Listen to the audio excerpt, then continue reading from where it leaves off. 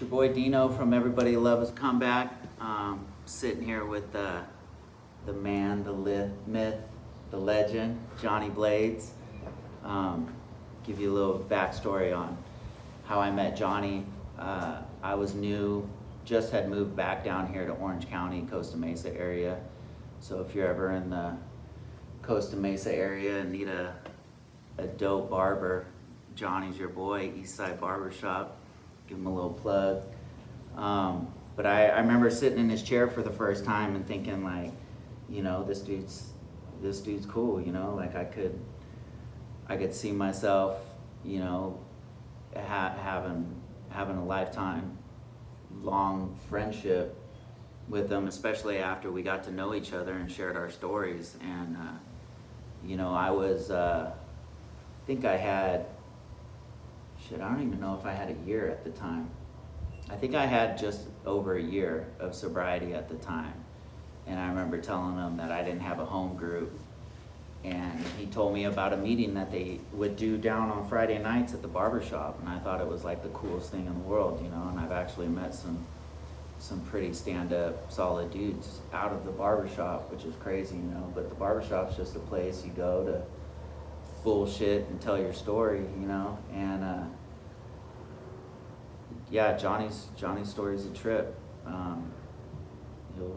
He'll fill you in and start off by you know, telling you what it was like growing up in Huntington Beach. I always wondered what my life would have been like growing up down here. Me and Chad were actually talking about it.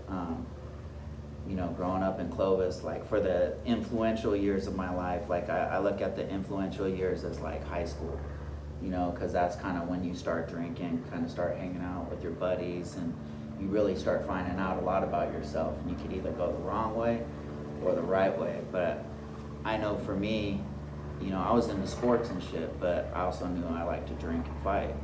But I always wonder, you know, like what it would have been like living down by the beach. You know, like would I have became a junkie earlier in my life? Would I became a junkie later? Would I have even became a junkie? Or would I have picked up surfing or something cool like that, you know? But I mean, life, be that as it may, it happens as it happens. And, you know, I just feel blessed that, you know, you guys were placed in my life, and I actually got a solid crew of guys, like-minded guys that are sober, and I could, you know, do shit like this and, you know, have somebody else from one junkie to another, because I know you love that needle as much as I did. Yeah, I'll shut up now. Oh, Let you, you don't have to shut up. let you tell your story. Well, I guess I could start with my sobriety date. It's September 16th, 2016. Oh, yeah. I could say by the grace of God, I'll have 4 years here next month, 2 months now. Shit, that's right, man. It's coming up. It's not my first sobriety date. Is this the longest time you've been sober? Yeah, hopefully I keep this one. When they say one day at a time, they mean it.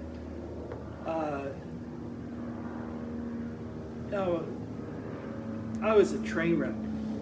Now, a lot of people were. I didn't know if I'd ever find sobriety. I didn't know what sobriety was.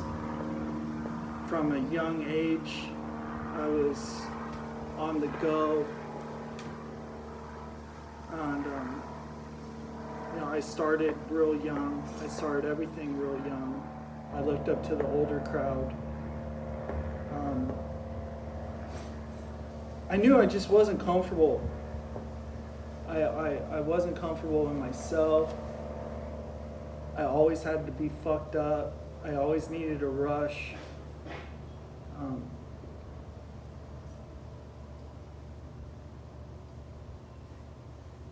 There was, you know, well, I mean, growing up here in Huntington, all we did was skate, surf, ride BMX, and that was it. You know, like, if we weren't at the beach, we were at the trails. If we weren't at the trails, we were at the skate park. And everywhere I went, there was an older group. Always, dude, just getting fucked up. Did you look up to those dudes? Always. Yeah. And it didn't help. I mean, it doesn't matter now, but you know, I had an uncle that I looked up to a lot, and he ran around with the rough group. Orange County, well, Huntington Beach in general is known for the punk rock scene, and people say that there's a movement, and you know what, there was, and there probably still is. I just don't deal with it.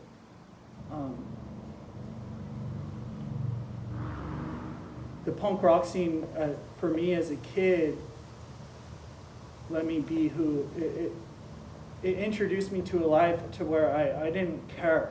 Yeah. I didn't care about anything. It was always fuck you. Always. I wanted to leave a mark. And I'm constantly reminded of the person I used to be.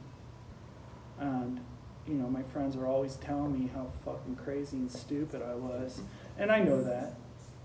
I always wanted to, you know, I used to love just getting shit canned, dude, and spinning. Yeah. I You like the spin? I love the spins. From you know, through grade school, I was an idiot, getting into a lot of trouble, into you know, middle school and high school, and really where I felt my best was just shit canned. Yeah. I was an alcoholic. I was an alcoholic from a young age. They say it's genetic, maybe. My grandpa told me he used to put scotch in his cornflakes. He stopped drinking at like 21 years old. He told me after the service, or 22, and he never had a drink again in his life. See, I couldn't imagine getting clean at 21. Right.